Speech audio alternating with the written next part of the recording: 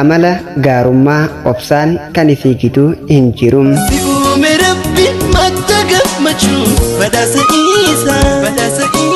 durarratti giifti duree saniyyaa Muhammadin kan wal nu barsiisee rabbiif galanni haa gahu. itti aansuudhaan seenaa jireenyaa anaa fi saniyyaa ibsuun barbaada. guyyaa jalqabaa kan wal barree guyyaa jaalatamaa guyyaa jimaataa galgala yoo ta'u akkuma nama kamuu otoo itti yaadin jechuun kiyya wal jaalannaa otoo hin jedhin wal barree achi booda sagalee saniyyaa hedduu natti tolte takka sagalee hanga isii na boojite hin argine jechuun daqiiqaa tokko keessatti jechuu barbaade. garuu ilmi namaa suuta suutaan wal bara. jaalala saniyyaa kan adda godhu akkaataa itti haasoftuu fi akkaataa itti gaafii nama gaafattu hedduu namatti tola. saniyyaan hedduu nama bashaasha dandeettii nama bashannansiisuu hedduu qabdi. kana qofaa miti hedduu nama jaalatti namaa wajjin taphachuu jaalatti. namni isii bira oolu guyyaan daqiiqaa itti fakkaata. dhugaa dubbachuuf amala nama hundatti tolu qabdi. akkasumas obsa guddaa qabdi. ofitti amanummaa hedduu qabdi.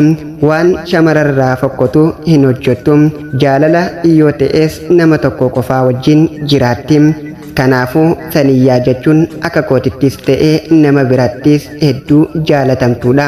kabaja guddaa qabdi. akkasumas hedduu nama guddisee yaaduudha. giiftii saniyyaan nama gara laafeetti hedduu namaaf rakkatuudha. nama rakkate yoo argite nama namaaf yaadu keessaa saniyyaan nama tokkodha jedheen amana. dhugaa dubbachuuf amala namni tokko gaariidha jedhamu keessaa saniyyaan nama jalqabaati jedheen amana. kaniin kana jechuu danda'eef saniyyaa ijoollummaa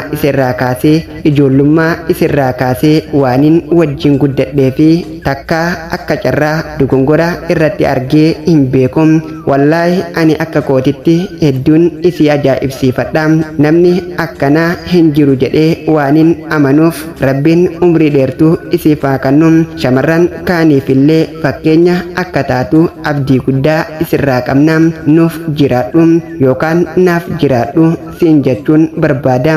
saniikum ani kan siif barreesse badhaasoo Shamsuddiin ba Oromiyaa aanaa gooroo guutuu irraahim kan barreeffamteef saniyyaa Muhammadin. jaalalti bara biqiltuudhaa fakkeenyan ni goggogaa bishaan irraa fageenyan kan jaalalaa bishaan cimsuu dariiroo galma guddaa onnetti ijaariif biiroo. warri xalayaa jaalalaa walaloo jaalalaa asoosama seenaa jireenyaan qabaa karaa kamiinin si argachuu danda'a jettan hundaaf karaan ittiin argachuu dandeessan karaa yuutuuba chaanalaa burqaa shinjiisuuf dhufuudhaan sabiskiraayib gisa isin gootan lakkoomsi waasaappii liinkiin waasaappii ol siniifaati achiin karaa waasaappiitiin na argachuu dandeessuun isiniin ja'a. galatoomaa hojiin keenya yoo isinitti tole sheer laayik gootanii waliif qooduu hin dagatinaa. jaalala yaa rokkeetti onnee seentuu halaala sheekan jettuu manguddoof dargaggeessa meessumaan miliqtee seenta keessa.